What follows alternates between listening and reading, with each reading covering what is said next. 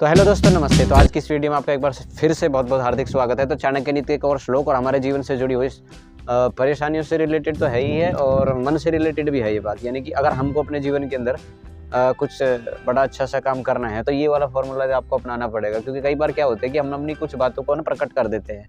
उनको प्रकट करने के साथ साथ वो प्रकट तो इतनी ज़्यादा हो जाती है कि ऐसे लोगों तक पहुँच जाती है जो हमारे बीच में हमारे काम के अंदर रोड़ा यानी कि अचकन क्रिएट करते हैं।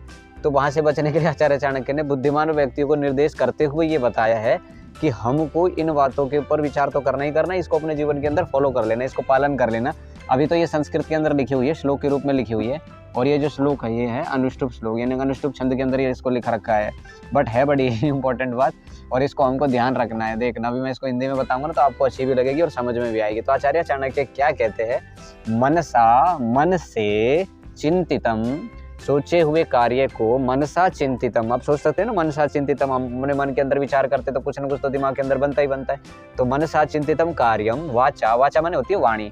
देखो वाचा, वाचा का अभिप्राय होता है यह वाणी। तो वाणी से नैव, नैव माने कभी भी, प्रकाशयेत, प्रकाश का मतलब यहाँ पे यानी कि जैसे प्रकाश होता है तो उजाला हो जाता है, प्रकाशयेत का मतलब यहाँ पे प्रकट करना। कहते हैं कि बुद्धिमान मनुष्यों को इस बात का ध्यान रखना चाहिए। अब इस बात को बताने से पहले मैं आपको, क्योंकि ये बात है ना, अगर मान लीजिए गलत हाथों में ये बात भी चली जाएगा तो इसका दुरुपयोग करेगा, इसका अच्छा उपयोग नहीं करेगा। इसलिए बुद्धिमान बच्चे ही देखें मजाक कर रहा हूँ, सब देखो, सबके जीवन के लिए इम्पोर्टेंट है। तो बुद्धिमान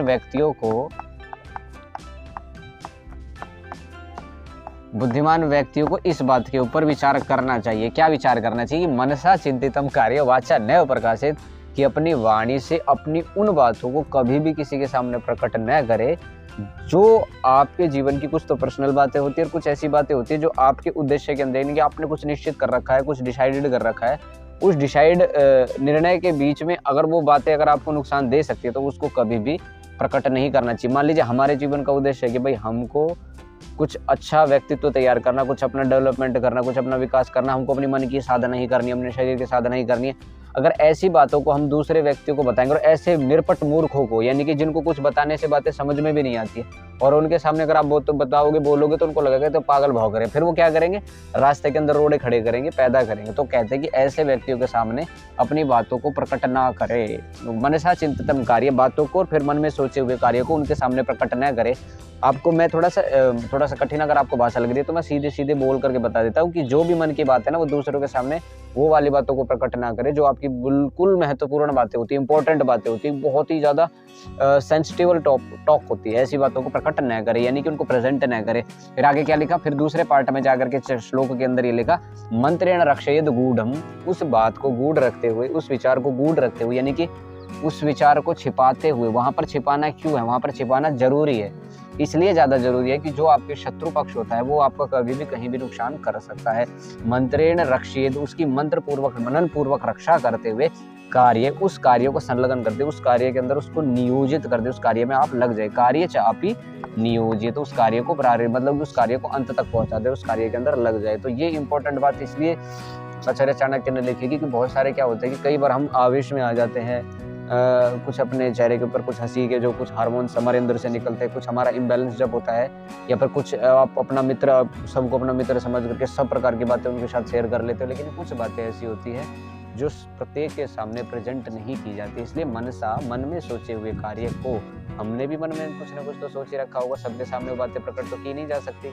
आपको भी ये बात भी आपको ध्यान रखनी है, ठीक है। इधर आइए समझ में, इसको लिख लेना, बहुत इंपॉर्टेंट बात है, ये हमारे जीवन में बहुत काम आने वाली है। मनसा चिंत, इसका ना थोड़ा सा याद भी कर लेना, मनसा चिंतितम कार्य वाचा नैव प्रकाशयेत, ये आप ध्यान रखें, ठीक है। बहुत इंपॉर्टेंट बात है, सच में मजाक नहीं कर रहा, बेशक पढ़ा रहा हूँ लेकिन मजाक नहीं कर रहा। अगर आप देखो, अगर मान लीजिए हमने कोई अपने मन के अंदर संकल्प किया कि भाई हमको ऐसा कार्य करना है, अगर आप अपने कार्यों को किसी के सामने प्रकट कर दोगे, वो पता क्या हाल करेगा, वो रोड़ा अड़ाएगा, वो आपसे मतलब बदला लेने के लिए, आपको नुकसान पहुंचाने के लिए, और चिढ़ता हुआ तो क्या करेगा, फिर वो आपके ऊपर हंसेगा, आपका मजाक उड़ाएगा, ठीक है। फिर वो कुछ अड़चन जरूर क्रिएट करेगा, प्रत्यक्ष या अप्रत्यक्ष रूप से। दूसरे सामने है तब भी करेगा और पीछे से तो करते ही करते हैं, पीछे से तो बुराई भी करेगा, ऐसे काम करेगा। तो मनसा, मन में सोचे हुए कार्य को किसी के सामने प्रकट नहीं करे।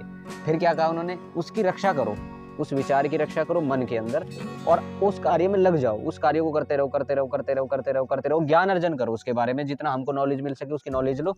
उसकी नॉलेज लेने के पश्चात उसको हम कार्य में बिल्कुल लगा दे, नियोजित यानी कि उस कार्य में हम लगे रहे। कहते हैं कि जब हम कोई काम करते हैं ना तो उसको किसी के सामने प्रकट करने से कोई लाभ नहीं होता। जब वो खुद खुल करके सबके, जब हम मेहनत करेंगे, जब वो पूर्ण हो जाएगा तो स्वतः ही सबके सामने आ जाएगा। यानी गलत काम तो हमको कुछ करना नहीं है ना।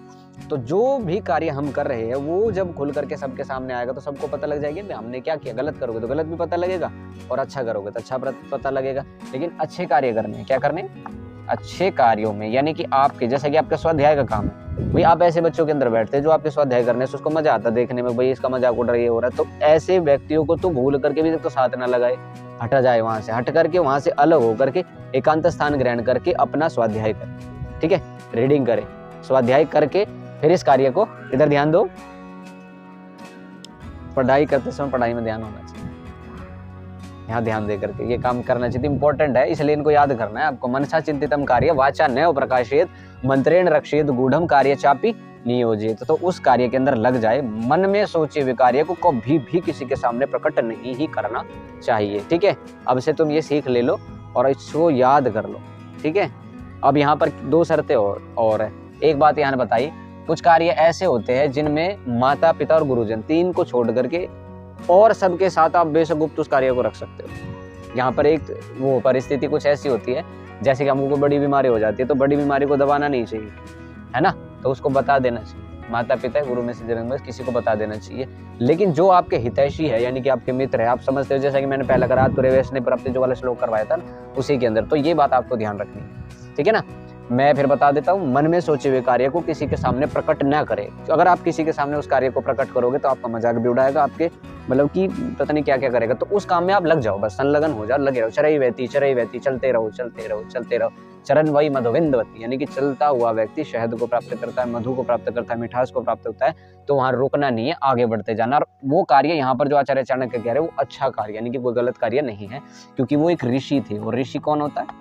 ऋषिणाम चरितम सत्यम, जिसका चरित्र भी सत्य होता है। महाजनो येन गतः स पंथा, जो मतलब कि उस ऋषियों के मार्ग से जो एक बार निकल जाता है तो साक्षात्कृत धर्मा हो जाता है। यानी कि हमको क्या करना है, ये वाला जो नीति है चाणक्य की अपनानी है और अपने जीवन के अंदर इसको धारण कर लेना है।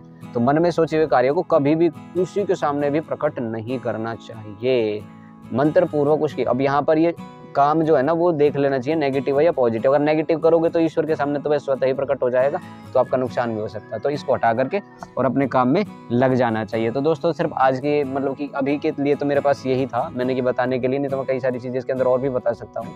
अगर आपको समझ में नहीं है तो आप कमेंट करना, पूछ सकते हो, कोई दिक्कत नहीं है। विद्या ददाति विनयम, विद्या तो कहीं से भी मिले ले लेनी चाहिए।